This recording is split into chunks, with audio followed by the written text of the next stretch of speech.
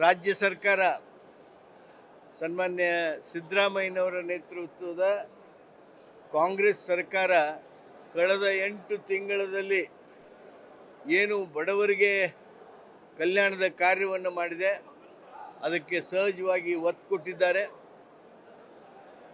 ಬಡವರನ್ನು ಬಡತನ ರೇಖೆಯಿಂದ ಮೇಲೆತ್ತುವ ಸಲುವಾಗಿ ಸುಮಾರು 1 ಕೋಟಿಗೂ ಹೆಚ್ಚು ಕುಟುಂಬಗಳನ್ನು, ಅಂದರೆ 5 ಕೋಟಿ ಜನರನ್ನು ಬಡತನ ರೇಖೆಯಿಂದ ಮೇಲೆ ತರುವಂಥ ಗ್ಯಾರಂಟಿ ಕಾರ್ಯಕ್ರಮಗಳ ಬಗ್ಗೆ ಸಾಕಷ್ಟು ವಿವರವನ್ನು ಹೇಳಿದ್ದಾರೆ. ಗ್ಯಾರಂಟಿ ಕಾರ್ಯಕ್ರಮಗಳು ಯಾವ ರೀತಿಯಾಗಿ ಯಶಸ್ವಿಯಾಗಿವೆ, ಅವುಗಳ ಅನುಷ್ಠಾನ ಮಾಡೋದರಲ್ಲಿ ಸರ್ಕಾರ ಹೇಗೆ ಒಂದು ದೊಡ್ಡ ಹೆಜ್ಜೆಯನ್ನು ಇರಿಸಿದೆ ಅನ್ನೋದನ್ನು ವಿವರಿಸಿದ್ದನ್ನು ತಾವೆಲ್ಲ ಗಮನಿಸಿದಿರಿ.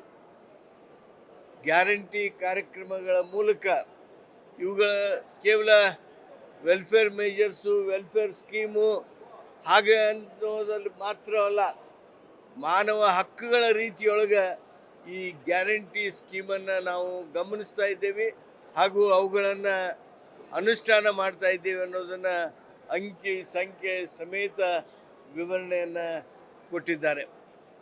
ಅದರ ಜೊತೆಗೇ ರಾಜ್ಯದಲ್ಲಿರ್ತಕ್ಕಂಥ ಕಾನೂನು ಸುವ್ಯವಸ್ಥೆ, ಕಾನೂನು ಯಾವ ರೀತಿಯಾಗಿ ನಾವು ಅಮಲು ಮಾಡ್ತಾ ಇದ್ದೀವಿ, ಜನರಿಗೆ ಮನೆ ಬಾಗಿಲಿಗೆ ನ್ಯಾಯ ಮುಟ್ಟಬೇಕು ಅಂಥೇಳಿ ಗ್ರಾಮ ನ್ಯಾಯಾಲಯಗಳನ್ನು ಸ್ಥಾಪನೆ ಮಾಡುವ ಬಗೆಗಿನ ಸರ್ಕಾರದ ತಾತ್ವಿಕ ನಿರ್ಣಯ, ಅದರ ಜೊತೆಗೆ ಪ್ರವಾಸೋದ್ಯಮ ಇಲಾಖೆಯವರು ಜನಸಾಮಾನ್ಯರ ಪ್ರವಾಸೋದ್ಯಮಕ್ಕೆ, ಅದು ಶೈಕ್ಷಣಿಕ ಪ್ರವಾಸಗಳಿರ್ಬೋದು, ಧಾರ್ಮಿಕ ಪ್ರವಾಸಗಳಿರ್ಬೋದು, ಅಥವಾ ಕೃಷಿ ಪ್ರವಾಸಗಳಿರ್ಬೋದು, ಯುವಕರಿಗಾಗಿ ಇರುವಂಥ ಆ ಸಾಹಸಿ ಪ್ರವಾಸಗಳಿರ್ಬೋದು, ಅವುಗಳಿಗೆ ಒತ್ತು ನೀಡುವಂಥ ಒಂದು ವಿಶೇಷ ವಿವರವನ್ನು ಈ ತಮ್ಮ ಭಾಷಣದ ಮೂಲಕ ಸಾರ್ವಜನಿಕರಿಗೆ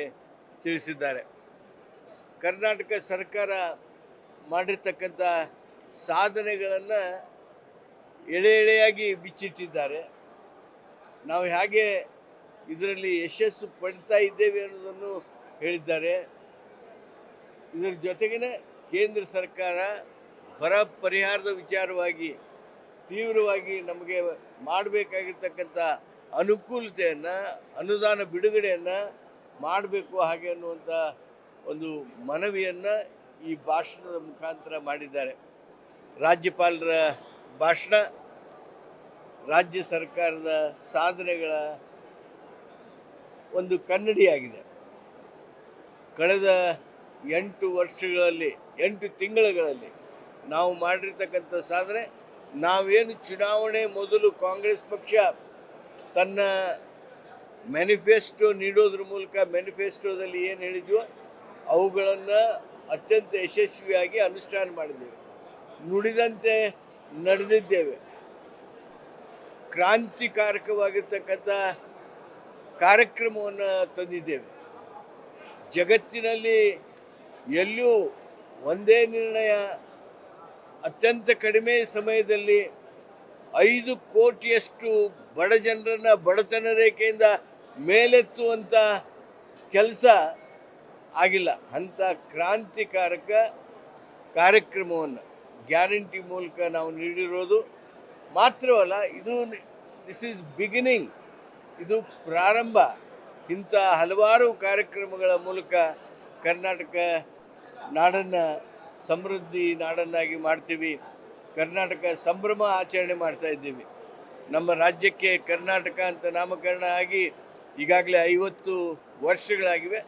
ಈ 50ನೇ ವರ್ಷ ನಾವೇನು ಆಚರಣೆ ಮಾಡ್ತಾ ಇದ್ದೀವಿ, ಈ ವರ್ಷ, ಈ ಸಂಭ್ರಮದ ವರ್ಷ ಒಂದು ಅಭಿವೃದ್ಧಿಯ ಪರ್ವಕಾಲ ಅನ್ನೋದನ್ನು ಈ ಸಂದರ್ಭದೊಳಗೆ ಹೇಳ್ತಾ, ಶೈಕ್ಷಣಿಕವಾಗಿ ನಾವು ಮಾಡಿರುವಂಥ ಬದಲಾವಣೆ, ಕಂದಾಯ ಇಲಾಖೆಯಲ್ಲಿ ಆಗಿರ್ತಕ್ಕಂಥ ಏನು ಕಡತಗಳು ಪೆಂಡಿಂಗ್ ಕೇಸಸ್ಗಳ ಎಷ್ಟು ಕಡಿಮೆ ಆಗಿವೆ ಹಾಗೂ ಅನೇಕ ಇಲಾಖೆಗಳು ಚುರುಕಾಗಿ ಕೆಲಸ ಮಾಡ್ತಕ್ಕಂಥದ್ರ ಬಗ್ಗೆ ಮಾನ್ಯ ರಾಜ್ಯಪಾಲರು ಪ್ರಸ್ತಾಪ ಮಾಡಿದ್ದಾರೆ.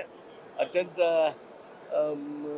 ಓತಪ್ರೋತವಾಗಿ ಅಮೋಘವಾಗಿರ್ತಕ್ಕಂಥ ಭಾಷಣ ಸನ್ಮಾನ್ಯ ರಾಜ್ಯಪಾಲರದು. ಬಹುಶಃ ರಾಜ್ಯದ ಜನ ಈ ಎಲ್ಲ ವಿವರಗಳನ್ನು ತಿಳಿದು ಸಮಾಧಾನ ಹೊಂದ್ತಾರೆ ಅಂತೇಳಿ ನಾನು ಭಾವಿಸ್ಕೋತೀನಿ. ಸರ್, ವಿಪಕ್ಷಗಳು ಮಾಡ್ತಾ ಇರುವಂಥದ್ದು ರಾಜ್ಯಪಾಲರ ಬಾಯಿಂದ ಸುಳ್ಳು ಹೇಳಿಸಿದೆ ಸರ್ಕಾರ, ಮತ್ತೆ ತಮ್ಮ ಸರ್ಕಾರದ ಸಾಧನೆಗಳನ್ನೇ ನಿಮ್ಮ ಸರ್ಕಾರ ಸಾಧನೆಗಳಂತ ಹೇಳ್ಕೊಂಡಿದ್ದಾರೆ ಅಂತ.